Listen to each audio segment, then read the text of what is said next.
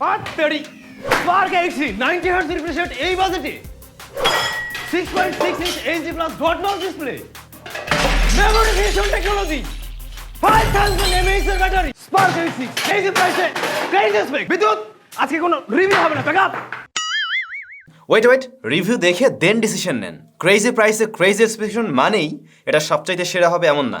হ্যাঁ, এই স্মার্টফোন যা অফার করছে সেটা হয়তো এই বাজেটের অন্য কোনো ডিভাইস আমরা পাচ্ছি না, বাট আসলে এগুলো কি কাজের, এগুলো কি সত্যিই কাজে লাগছে সেটা জেনে দেন আপনার ডিসিশন নেওয়াটা উচিত হবে। তাহলে চলুন ঝাঁপিয়ে পড়ি ফুল রিভিউতে। Hello everyone, welcome to SamZone। ভিডিওর শুরুতে যারা দেখলেন জাস্ট একটু মজা করার জন্যই।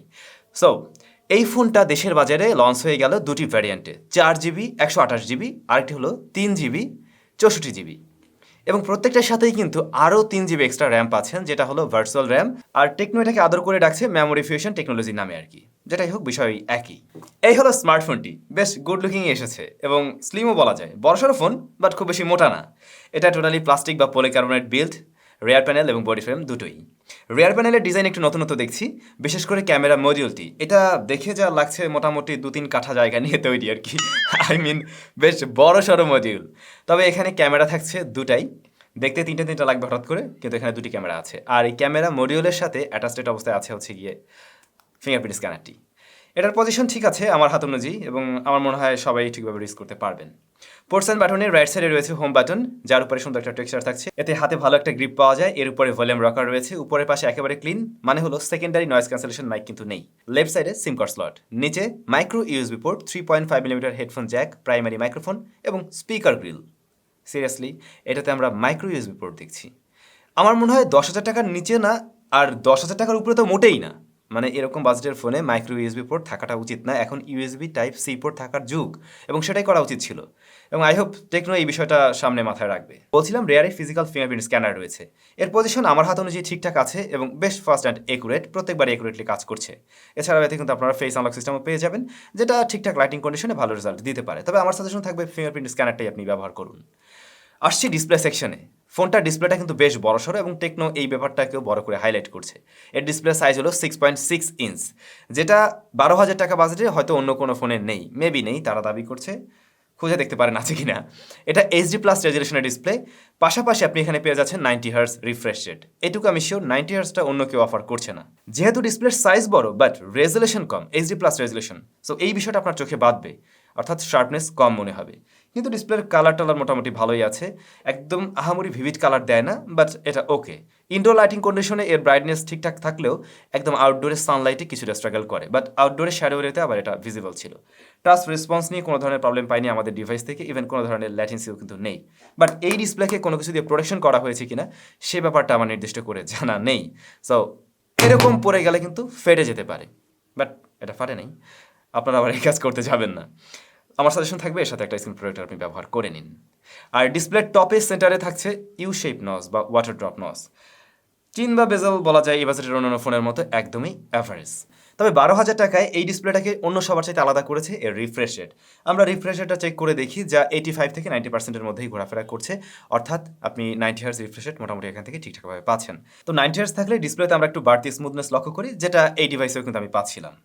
সো ওভারঅল ডিসপ্লে সেকশন নিয়ে আমার মনে হয় সন্তুষ্ট থাকবেন, বাট এই ইউ শেপ বা ওয়াটার ড্রপ নসের বদলে যদি একটা পাঁচল কাটআউট থাকতো ল্যাপটপে, তাহলে এই ডিসপ্লেটাই দেখতে আরও বেশি সুন্দর লাগতো।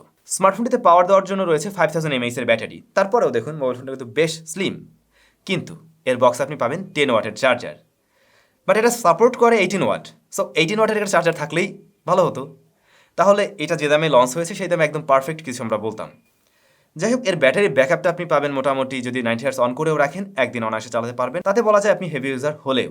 আর আপনি যদি একদম লাইট ইউজার হন, 60 হার্জে এই ফোনটা চালান, তাতে একদিন প্লাস সময় ব্যবহার করা সম্ভব, বাট চার্জ করতে কিন্তু বেশি সময় লাগবে। প্রসেসর হিসেবে রয়েছে ইউনি SoC T606, যা মূলত একটি অক্টাকোর প্রসেসর 12nm ফেব্রিকেশনে তৈরি করা।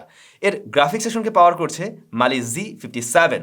র্যাম ভ্যারিয়েন্ট আমরা দুটি পাচ্ছি, 4GB এবং 3GB। সেই সাথে কিন্তু ওই যে আরও এক্সট্রা 3GB আপনি মেমোরি ফিউশন টেকনোলজি পাচ্ছেন, অর্থাৎ ভার্চুয়াল র্যাম পাচ্ছেন। তো 4GBর ক্ষেত্রে সেটা হয়ে গেল 7GB, আর 3GBর ক্ষেত্রে সেটা হয়ে গেল 6GB। আর এটা রান করছে iOS 7.6 বেসড অন Android 11 দিয়ে। তো পারফরমেন্স সেকশনে এসে যখন আমরা ইউনি SoC নামটা শুনি, অনেকেরই ইউনিসিসি কেন? এটা যদি মিডিয়াটেক হতো অথবা স্ন্যাপড্রাগন হতো তাহলে আরও জোস হতো। বাট ইউনিসিসির প্রসেসরগুলো কিন্তু এখন মোটামুটি ভালো পারফরমেন্স করছে 11-12 হাজার টাকার অনেক ফোনেই। রিসেন্ট টাইমের বেশ কিছু এসওসি রয়েছে, আপনারা জানেন।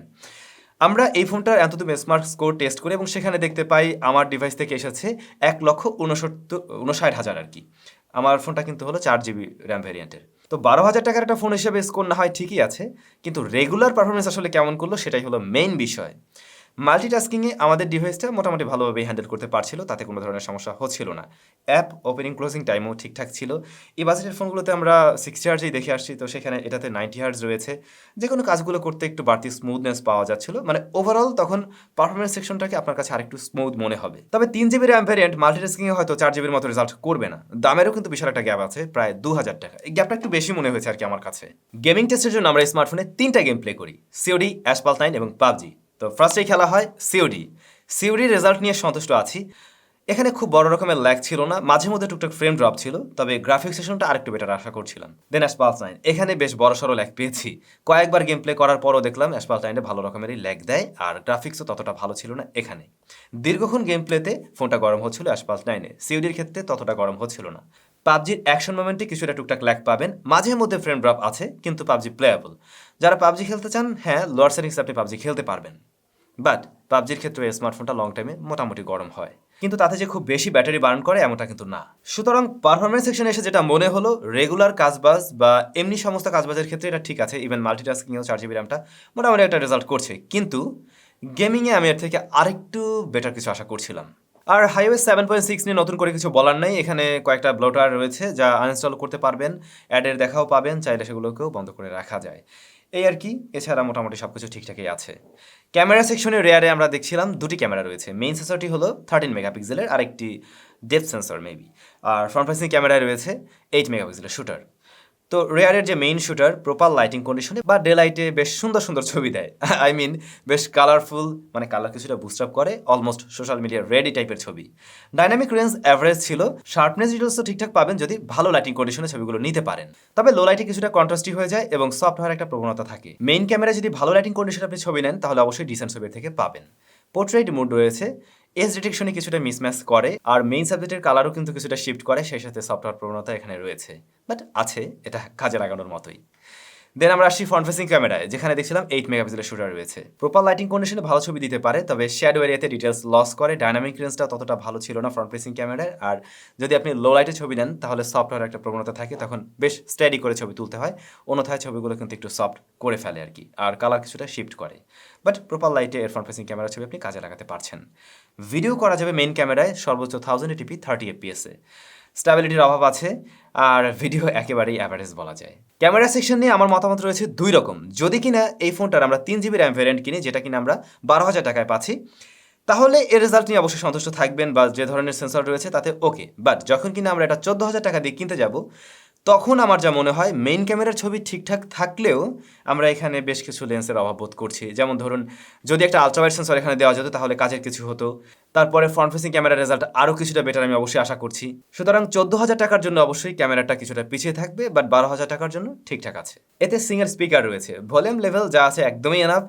তবে একদম ফুল ভলিউমে গেলে কিছুটা ডিস্টরশন পাবেন এর সাউন্ড থেকে। তো আপনি যদি 80% ভলিউম লেভেলে রাখেন তাহলে একটা ভালো সাউন্ড পাবেন। এয়ারপিসের সাউন্ড আমরা ঠিকঠাক পেয়েছি, তাতে কোনো সমস্যা নেই। নেটওয়ার্ক রিসিপশন ভালো ছিল বোথ কানেকশনে, কথা বলে টলে দেখা হয়েছে, কোনো সমস্যা নেই। তো এই হচ্ছে স্মার্টফোনের বিষয়বস্তু। এখন কোন কোন বিষয়গুলো আমরা এই বাজেটে সত্যিই আসলে স্পেশাল পাচ্ছি? প্রথমে মেমোরি ফিউশন টেকনোলজি অবশ্যই, যেটা হয়তো আমরা এই বাজেটে পাইনি এখন পর্যন্ত। দেন 90 হার্টজ, যেটাও এ বাজেটে নেই। তারপরে ডিসপ্লের সাইজ 6.6 ইঞ্চ, যেটাও হয়তো এ বাজেটে নেই। কিন্তু এই বড় ডিসপ্লে হওয়াতেই ডিসপ্লের শার্পনেস কিন্তু কিছুটা কম মনে হবে। তো অবশ্যই ভালো দিকের পাশাপাশি বেশ কিছু দিক এমন রয়েছে যার জন্য হয়তো আপনার ভালো নাও লাগতে পারে। যেমনটা আমি বললাম, চার্জারটা আসলে ছোট, যদিও 18 ওয়াট সাপোর্ট করে, বাট সেটা আপনাকে আলাদা করে কিনে নিতে হচ্ছে। দেন ক্যামেরা সেকশনে আমি বলছিলাম, যদি এটা 12,000 দিয়ে কিনি তখন ঠিক আছে, কিন্তু যদি আমরা এটা 14,000 দিয়ে কিনতে চাই তাহলে ডেফিনেটলি এটার ক্যামেরা সেকশনটা পিছিয়ে থাকবে। দেন পারফরমেন্স সেকশন, রেগুলার কাজবাজ বা মোটামুটি বলা যায় মাল্টিটাস্কিং সব কিছু হ্যান্ডেল করতে পারলেও গেমিংয়ে এসে ততটা ভালো রেজাল্ট করছে না। দেন অ্যাগেইন অনেকেই রয়েছেন যারা অল্প টাকার মধ্যে একটা হাই রিফ্রেশেড ডিসপ্লেযুক্ত ফোন কিনতে চান, হ্যাঁ তারা চাইলে দেখতে পারেন।